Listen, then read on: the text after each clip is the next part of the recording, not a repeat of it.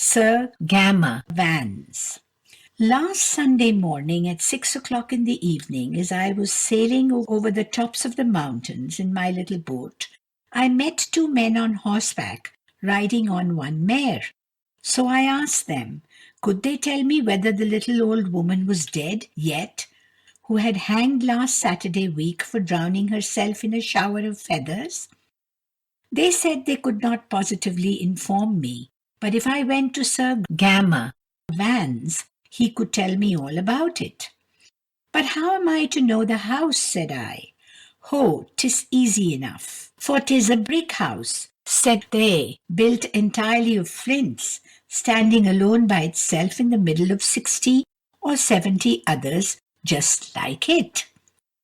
Oh, nothing in the world is easier, said I. Nothing can be easier, said they, so I went on my way. Now this Sir G. Vans was a giant and a bottle maker, and as all giants who are bottle makers usually pop out of a little thumb bottle from behind the door, so did Sir G. Vans. How do you do? Said he. Very well, I thank you, says I. Have some breakfast with me? With all my heart, says I. So he gave me a slice of beer and a cup of cold veal, and there was a little dog under the table that picked up all the crumbs. Hang him, says I.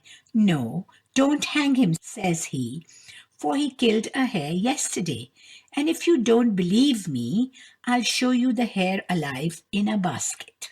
So he took me into his garden to show me the curiosities.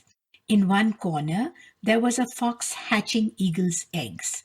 In another there was an iron apple tree, entirely covered with pears and lead. In the third there was a hare, which the dog killed yesterday alive in the basket.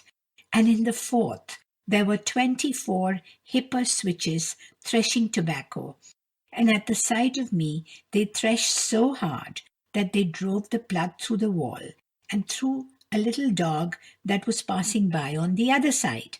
I, hearing the dog howl, jumped over the wall and turned it as neatly inside out as possible, when it ran away as if it had not an hour to live.